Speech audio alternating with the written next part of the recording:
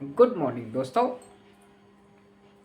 नए टॉपिक, नए सत्र की शुरुआत हम आपके साथ। जितना भी मैं अभी तक बोर्ड की परीक्षाएं बीती हैं, जो भी प्रश्न दिया उसमें कम से कम 90% प्रश्न मिला पेपर में, यूपी बोर्ड हिंदी मीडियम।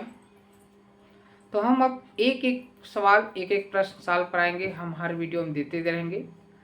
आप जितना भी हमको कमेंट करेंगे उसका हम आंसर देते रहेंगे। अच्छे से पढ़ाई करिए, भगवान करे आप अच्छे मुकाम पर जाए और अपने घर वालों का सम्मान और हमारा सम्मान बढ़ाए। तो नए टॉपिक के साथ हम देखते हैं संबंध और फलन। पहले आते हैं संबंध क्या होता है। संबंध यदि कोई समुच्चय का उसी समुच्चय से संबंध, जैसे ए कोई समुच्चय है, अगर इसी को हम ए क्रॉस आर ए निकालते हैं, इसी को हम संबंध बोलते हैं।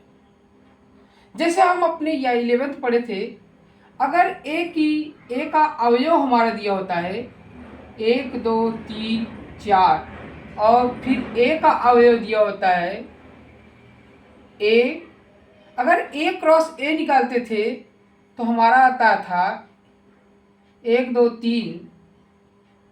तो 1 का 1 से 2 से 3 से 2, 1 से 2 से 2 से 2 3 से फिर 3, इस प्रकार हम संबंध निकालते थे, ए क्रॉस ए निकालते थे। तो हमको प्राप्त होता था 1 1 1 2 1 3।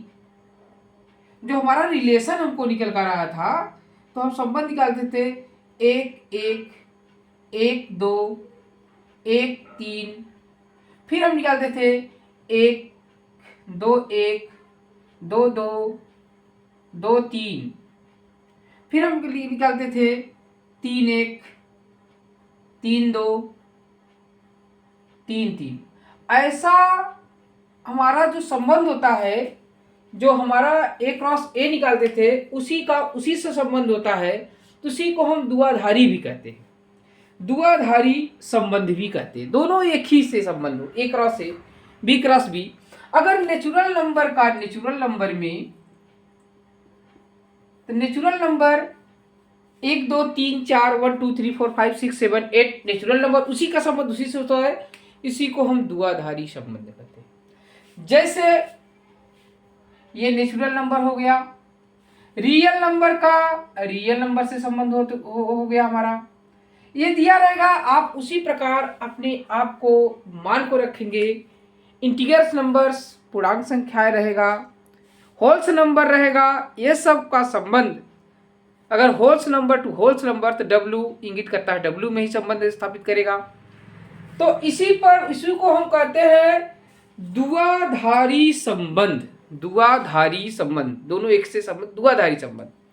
द्विआधारी संबंध जो निम्नलिखित प्रकार के होते हैं, पहले आते हैं स्वतुल्य संबंध। कौन सा संबंध? स्वतुल्य। स्व माने एकदम सही, बराबर।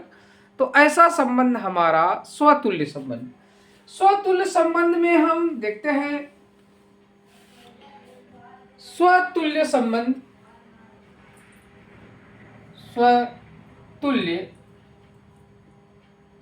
हम देखते हैं। स्वतुल्य संबंध होता है जैसे एक दूसरे से अगर बराबर हो जाए, वही फंक्शन हो जाए, जो ए मा वही मान उसी में। जैसे ए बिलोंग टू रियल नंबर, मतलब रिलेशन जो व्यक्त करेगा ए टू ए क्रॉस ए का ए से, और बी से ही संबंध, बी का मान बी ही आए, तो ऐसे संबंधों को हम, और सी से संबंध आए, इसी को हम कहते हैं स्वतुल्य। जैसे ए क्रॉस ए में अगर स्वतुल्य की बात कहें तो हमारा आना चाहिए 1 1 2 2 3 3 4 4। ऐसा संबंध हमारा स्वतुल्य संबंध होता है, समान संबंध, स्वतुल्य संबंध। दूसरे नंबर पाते हैं हम लोग,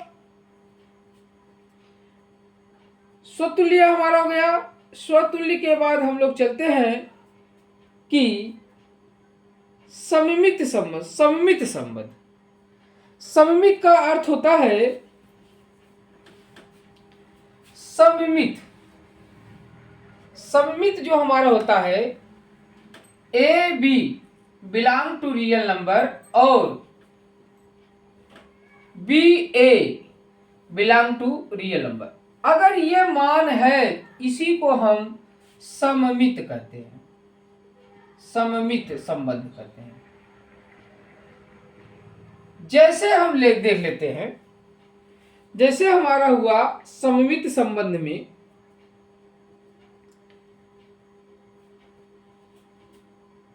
1 2 belong to real number, 2 1 belong to real number,